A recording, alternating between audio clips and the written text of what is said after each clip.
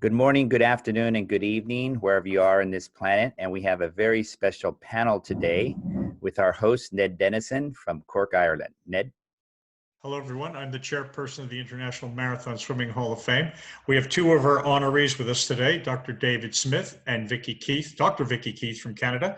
We also have sitting in Courtney Paulk, who's a accomplished marathon swimmer as well. The topic today is out-of-body experiences and hallucinations.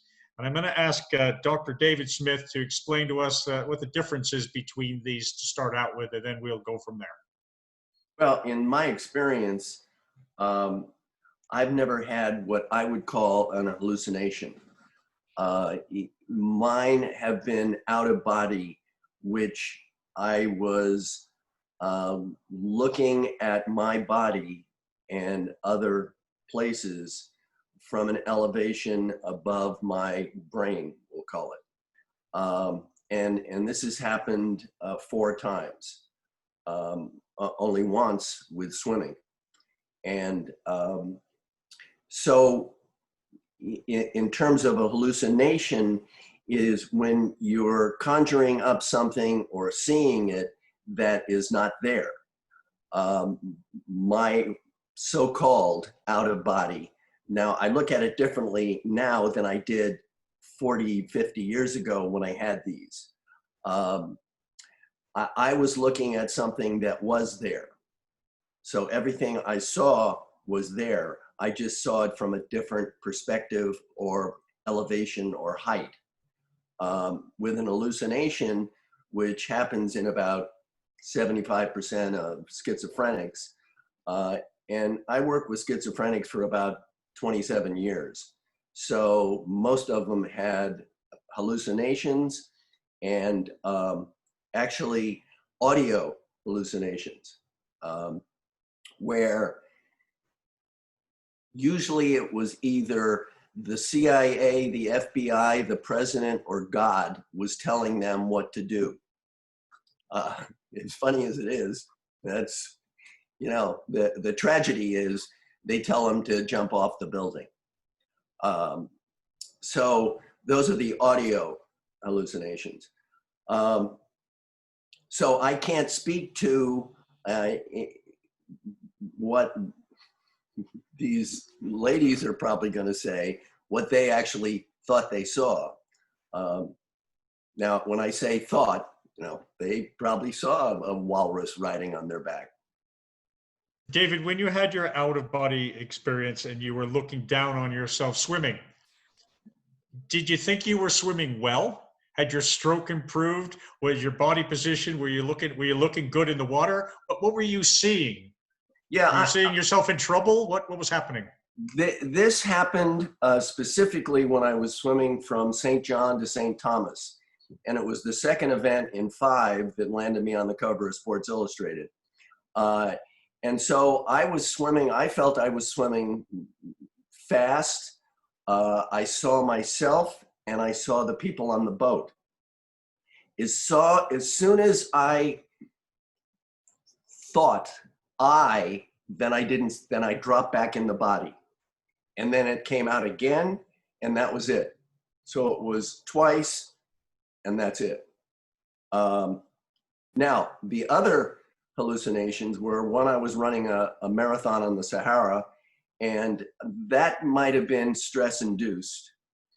And the other ones were, one was in a vegetarian restaurant in London, and it was a philosophical concept that I was struggling with, and I finally got it, and all of a sudden I was looking down at myself and the patrons.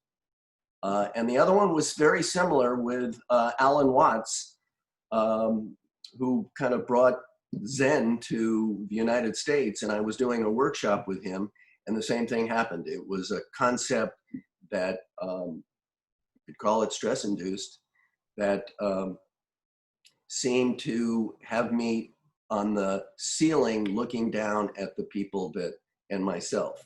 And that's it. Now, I believe it was all conjured in my brain.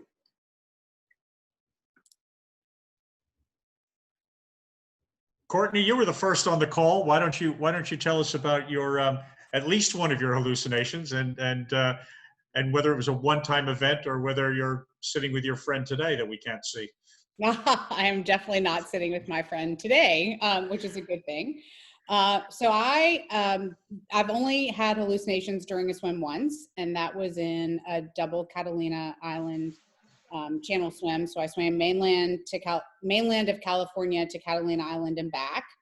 I started at 6:45 in the evening and in mainland, which was probably a mistake, I think, because I was going into the swim sleep deprived already. I tried to sleep during the day, didn't have much success, and got to Catalina fine, turned around and was facing a head current, and took me 20 plus hours to get from Catalina back to the mainland. So I started hallucinating about 9 hours before I finished.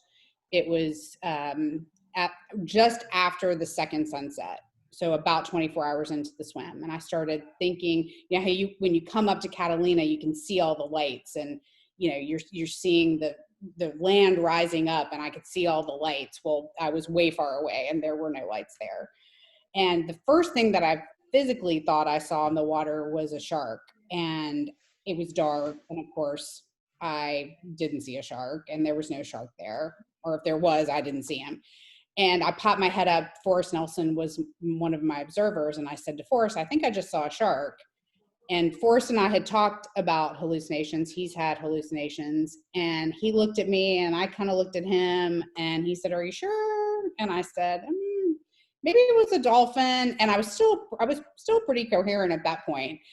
And then I kept swimming. And then the crazy one, which I know Ned has heard before, is that I was swimming along, and in Dan Simonelli's kayak was a walrus sitting in the front of the kayak, just looking at me.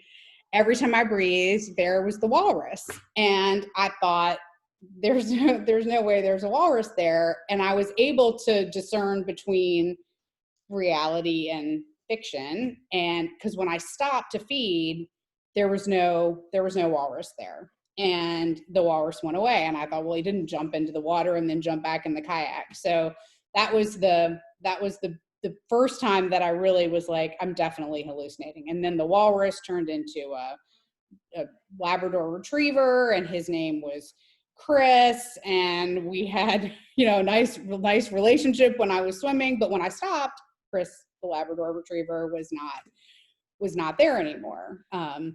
I saw pebbles underneath me. I saw Dan Simonelli's, I'm a construction lawyer, and I do a lot of work with like boom lifts, like people movers, where you pick them up in a bucket. And Dan's kayak looked like a boom lift. And I thought he, you know, every time the paddle, he had all the lights on. And I mean, I think it was because of the bioluminescence and the lack of sleep, or it just really, really messed with my head. So that's my hallucinations. I'm sure you have follow up on that. I thought Forrest had banned Dan from bringing his walrus out on the swims. He did, but he snuck him in. And when the swim was over, have you seen these characters again? I have not. Were you frightened? You know, I really wasn't. I think I could tell I knew that I was hallucinating, and that gave me some comfort. Towards the end, at 30, so I finished about a little over 33 hours. I did not want to get back in the water. And I think at that point, the hallucinations got significantly worse. When Dan pulled me, when I got back in the water, he said he would pull me behind his kayak to the boat. I said I was going to walk on the pier. I said, no, I'm going to walk on that pier right there. And he said, there's no pier. And I said, no, it's right there. I'm just going to walk over and walk on the pier. And he said he would pull me. And so then when we got to the boat, I thought he was riding a horse. So the motion, I guess, of him pulling me behind the kayak, I thought he was riding a horse and I was holding the horse's tail.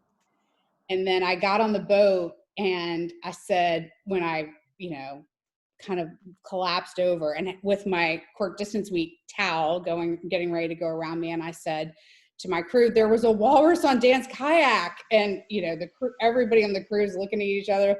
I had not shared any of this with the crew other than the shark that I thought I saw. And then when I was on the boat, like they get me, I'm changed and I'm sitting there, and I looked at one of my crew members and I said, Amy, will you kill that bug? And she looked down and she said, there's no bug there. And I said, there's a bug right there. Will you kill that bug? And he was looking up at me like doing this. And I said, just kill the bug, Amy. And so she just stomped her foot, and I said, thank you. There was no bug there. But, and after that, you know, it started to get a little bit better, but they kept going for probably about 24 hours, mostly just shapes.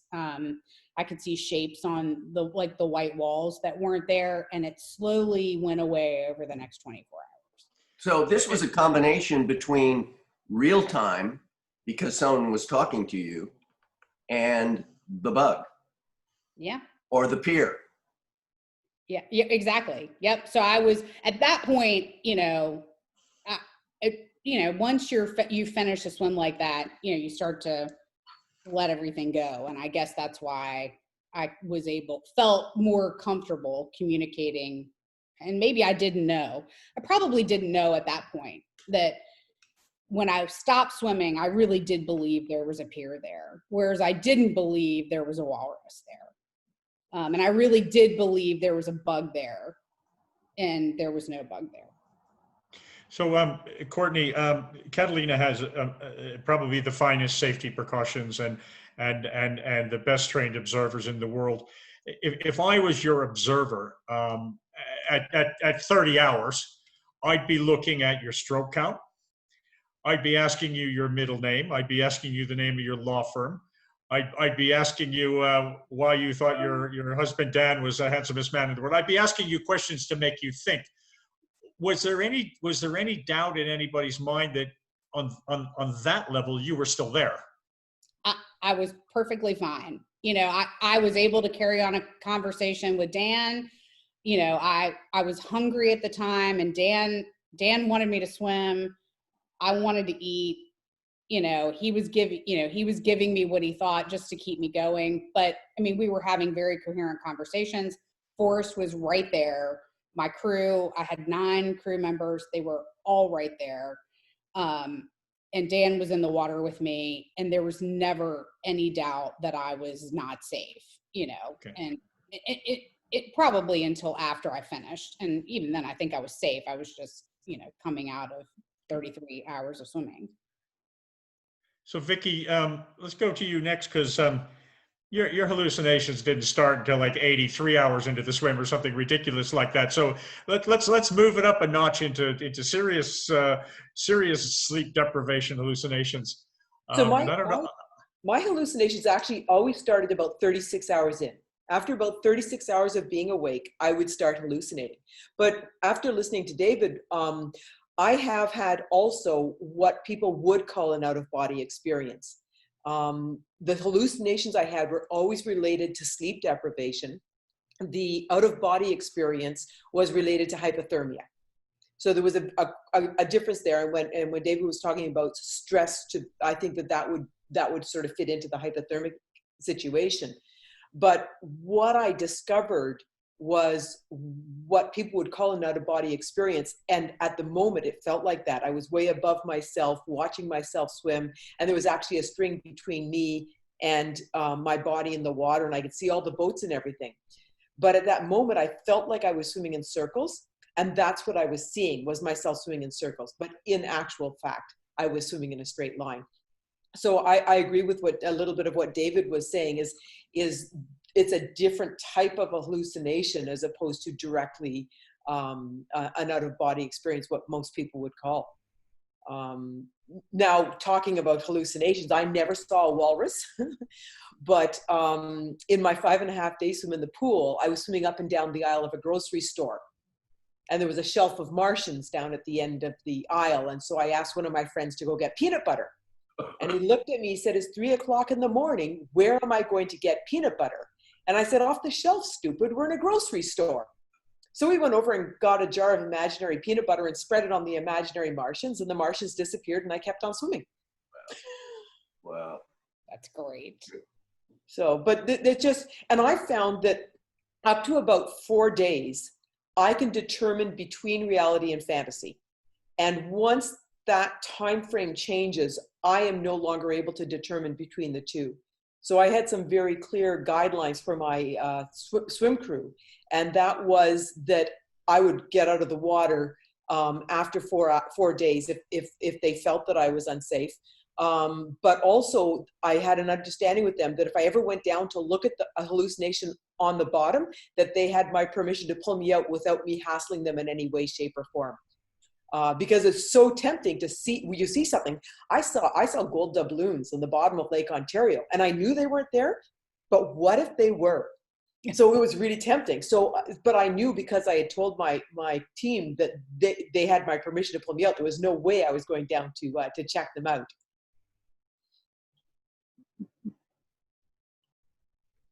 Ned, you're yeah. The next question has to be. I'm assuming you had fewer hallucinations when you did long freestyle swims as compared to long, ridiculous butterfly swims.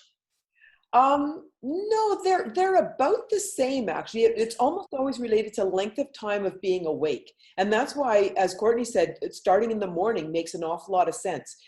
If you're going to be in the water for longer than 24 hours, or the possibility is there, starting first thing in the morning fully rested makes an awful lot of sense. My 80-kilometer butterfly swim, I was actually swimming over top of a treadmill. And every single stroke I took felt like I was moving about a quarter of an inch, a half an inch. And that was directly related to how I was feeling. And what I've discovered is my hallucinations are almost always related to something in reality. Somebody talked about dog paddle. All of a sudden I was swimming with dogs. I was swimming along the shore of an island, and I could see a bouncing ball for the karaoke. But what it was a flashlight beam, and just the circle of the flashlight beam. So almost always it was related to something in reality. But I could also sit afterwards, and my crew would say, you know, what's a hallucination like? And I would sort of try and describe it to them. Can you make yourself hallucinate? And I said, I don't know, let me try. And I said, yeah, look, there's a cat on your head. And can you hallucinate in color and or black and white? And I would test it out and go, yeah, I can. But almost always the hallucinations lasted until I had a reasonable amount of sleep. I remember after I swam across Lake Huron, I slept for maybe half an hour and got up and had to go to the bathroom. And I looked in the mirror, and my nose turned into a faucet, and water started running out of the faucet. And in the water, the faucet turned my face, and then my nose turned into a faucet. And it was like one of those, it just kept on going and going. And I'm going, whoa, I better go back to bed. Same question we had with Courtney. Did the hallucinations continue after a good night's sleep? Not after a good night's sleep. There were times where I was so completely exhausted that I could go back into REM activity with a blink of an eye. After the 80-kilometer butterfly swim, I remember standing and my eyes closing for a second and me being immediately into REM activity. And that actually lasted for 2 or 3 days afterwards. I was that exhausted. But the hallucinations always were gone after a good night's sleep. And your out-of-body experience, David, you might pitch in as well. David, you described yours as you were actually seeing yourself in a real situation, whereas Vicki was seeing herself swimming in circles. Now, she may well have been swimming in circles and won't admit it to us. That can happen. Possible. But hers seemed to be slightly different. Yeah, I thought that was because she first explained it, she saw herself, and then she got to swimming in circles. So that's kind of a combination of out of body, and then you put the hallucination in there. If not, they're all in the hallucination. You know, we haven't got to audio hallucinations, which I've had 3. one under LSD, so that might not count. But the other ones were both in Egypt. One was in the tomb in the big pyramid in Giza, and the other one was I was kayaking into Luxor, and one was a female voice saying "Welcome home," and the other one was that I was a leader of leaders. And I talked to a Tibetan about this, and he said, well, that's just ego projection. So, it's like, I want to be. So what did I do? I ended up being a motivational speaker for CEOs. You didn't think for a moment there was a voluptuous goddess sealed up in the pyramid who was actually speaking to you? I had those all in real time. Vicki, back to the question on safety that I asked Courtney. You talked about, again, after 36 hours, and you talked about a 4-day when you seriously got worried. At 3.5 days of swimming, how could I tell you were still there? Was your crew having a non-grocery store conversation with you? Was your stroke rate similar? Did you remember your middle name? Absolutely.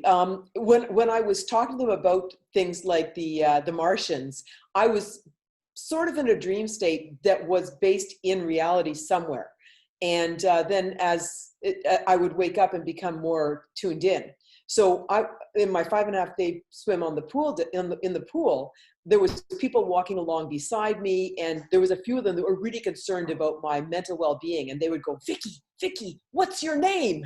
And I would say Vicki, and they go, spell your name. And I spelled Yourname.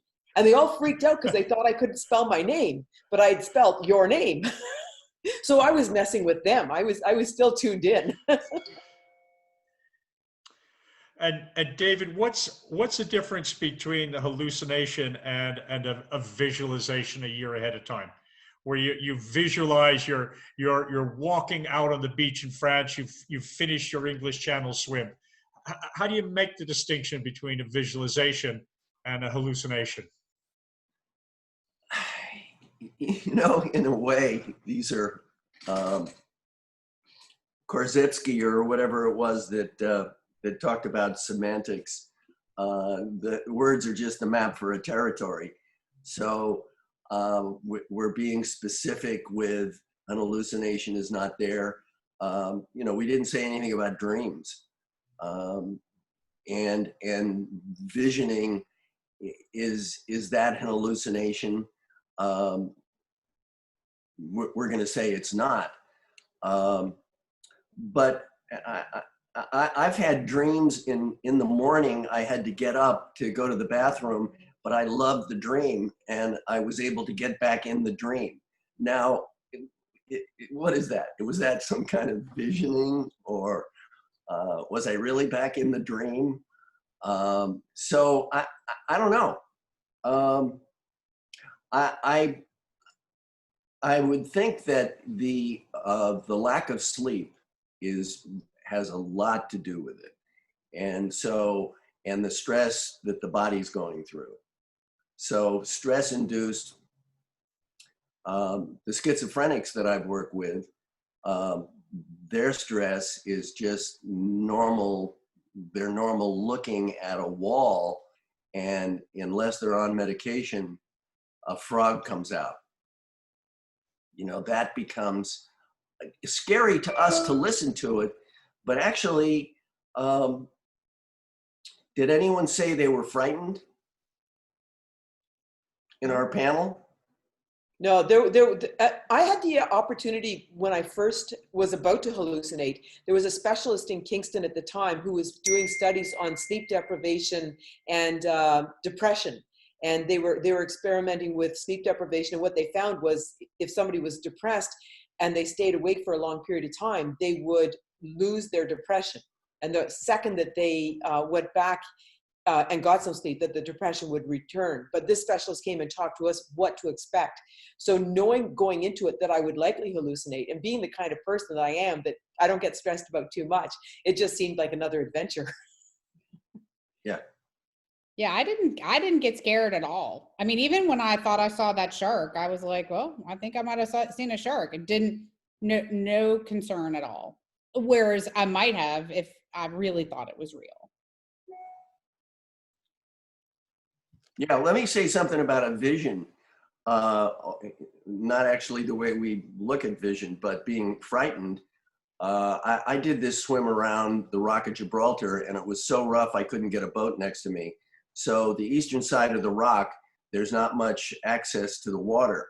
So you had to stay somewhat away from the sheer rock, or you'd get slammed into it, particularly that day. Or if you went too far out, you'd get carried out into the Mediterranean. So I tried to stay in a particular line. And so I was frightened that I could get smashed into it. But the real fright came from, I had heard that there was a submarine base there. And I was thinking about, if a submarine comes up underneath me, I'm not going to like that. And so that was freaking me out, and pretty much more than anything else. Well, that would also end the swim, which would be really disappointing. Not by my rules. If a submarine comes up underneath you and you can lay there for a few minutes, it's within the rules. It's channel swimming rules. Non-intentional touching. I was once accused of pushing off the boat with my face when it ran into me. Yes. By the way, Courtney, Steve Munatones once told me that the most populous shark in the ocean is something called a wave shark. And that's when you look over to breathe and the wave forms a sort of a point. Absolutely. I see them quite regularly. Absolutely. I forgot about those. This was a guy like right underneath me, like, and so it was pitch black, dark. And I mean, there's no way I could have seen a shark underneath me in the pitch black Pacific. Not. But you could have seen a shadow that made you could have seen a shadow that made you feel like that could be, right? Like, and that's where I find a lot of them come from.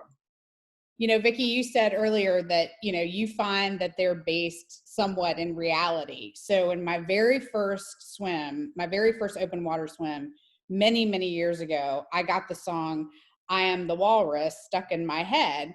And it always tends to pop into my head. And actually, a couple of years ago at Cork Distance Week, I was in the car with John Tierney and Rachel and Janet and some other people, and I told them the story, and we started singing, I Am the Walrus, and we would sing it. We sang it all week in the car, and so until you just said that, it had never even occurred to me to put those two things together. Yeah, you were front loaded. I was the walrus. I was having an out of body experience that I was the walrus in the kayak. There's something fishy about that. I'm going to buy you the Meatloaf tune, Bat Out of Hell, just to mess you up. I might have been scared of a bat. I don't know. How many, we talked about Forrest Nelson, who was too frightened to come on the talk and talk about his hallucinations. Does anybody know anybody else that you've talked to that's had similar hallucinations? The military. A lot of times they're the people that understand what I talk about more than anything else, because they do extreme things. They're out and awake for long periods of time, so they do understand that as well. Steve, any questions from your side? No, I do want to, Vicki, you did bring up a good point. The military, whether it's a SAS or the Navy SEALs or Army Rangers, who are purposely asked to be sleep deprived during their 6-day, 8-day, whatever day training. And quite often at day 4, 5, and 6, when majority of the men who will be washed out have already gone. The men who at day 4, 5, and 6 are indeed know they're going to make it. The probability if they're going to make it very, very high. And almost to the man, the hallucinations begin. And maybe part 2 of this would be, how are the military hallucinations different from civilian hallucinations? It would be very, very interesting. But no, this has been fascinating. It's also been very educational for those people in the future who will be swimming over 24 hours. Your advice at swimming in the morning or starting in the morning and knowing between fantasy and reality are invaluable advice for everybody else who comes after you. So thank you very much. I would add just one thing. I understand the starting in the morning, but it is also possible to put your sleep on a different rhythm. So if you're flying to Australia or Hong Kong or something, it is possible to alter your sleep patterns a couple of days beforehand to adjust to those massive time zones, which not necessarily sleep at night kind of thing. But also people are on different cycles, and there are night owls, and you need to look at yourself and figure out who you are, what's your sleep pattern, and tie your swim to the sleep pattern, as opposed to follow somebody's advice that has done it once or done it a number of times before. Is follow your own heart. And that was especially my first attempt at the double crossing. I wasn't successful because of weather, but I think that I followed poor advice. And so the second time I knew to start first thing in the morning. And so when Courtney said that, it just rang very true with me, but follow your heart, listen to yourself. Yeah, because Thank you very for a swim like that, Vicki, you're going to swim in rough water, like in the Catalina swim, you're going to swim in rough water at some point. Yeah, exactly. Thank you very much, everybody.